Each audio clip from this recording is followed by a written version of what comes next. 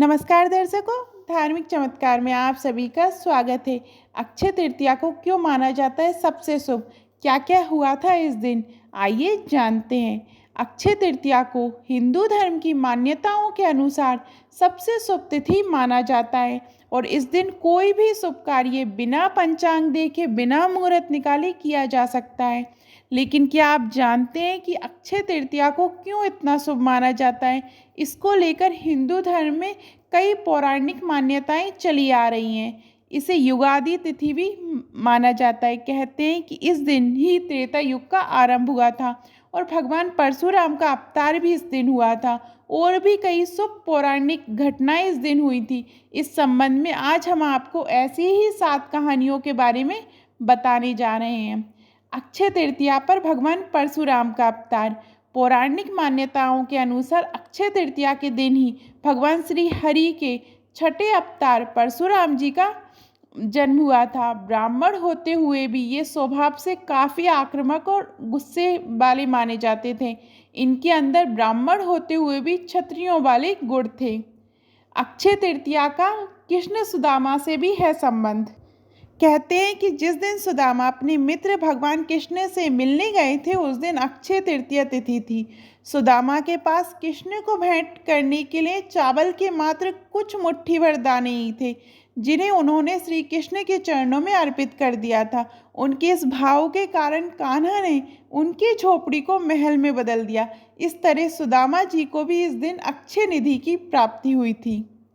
अक्षय तृतीया पर युधिष्ठिर को मिला था अक्षय पात्र।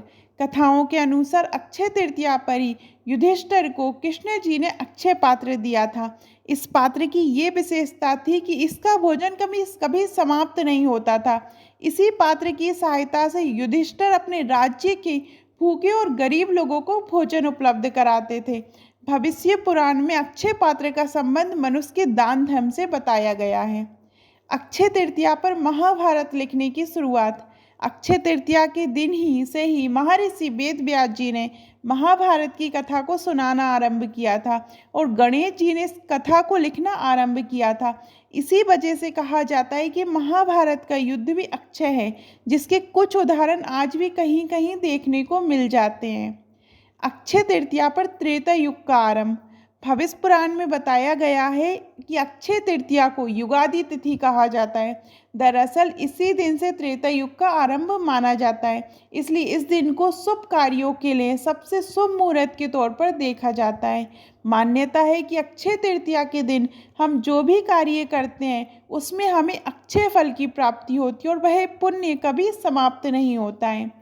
अक्षय तृतीया पर कृष्ण ने की थी द्रौपदी की रक्षा। महाभारत में द्रौपदी के चीरहरण की घटना सर्वाधिक चर्चित मानी जाती है। पौराणिक मान्यताओं के अनुसार उस दिन भी अक्षय तृतीया ही थी जब पांडवों ने कौरवों के साथ जुए के खेल में द्रौपदी को ही दांव पर लगा दिया था। दुशासन ने द्रौपदी का चीरहरण किया था। अक्षय तृतीया के दिन ही द्रौपदी की लाज बचाने के लिए श्री कृष्ण ने द्रौपदी को अक्षय चीर प्रदान किया था। अक्षय तृतीया पर गंगा का अवतरण। नारद पुराण में बताया गया है कि अक्षय तृतीया के दिन ही गंगा का धरती पर अवतरण हुआ था। तेज बहाव के साथ स्वर्ग से निकली गंगा नदी को शिवजी ने अपनी जटाओं में धारण कर लिया था और फिर भागीरथ के प्रयासों से देवी गंगा धरती पर अवतरित हुई थी।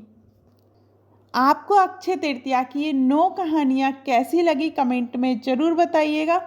और अभी तक आपने हमारे चैनल धार्मिक चमत्कार को सब्सक्राइब नहीं किया है तो चैनल को सब्सक्राइब कीजिएगा और कमेंट में जय श्री राम लिखना मत भूलिएगा। जय श्री राम।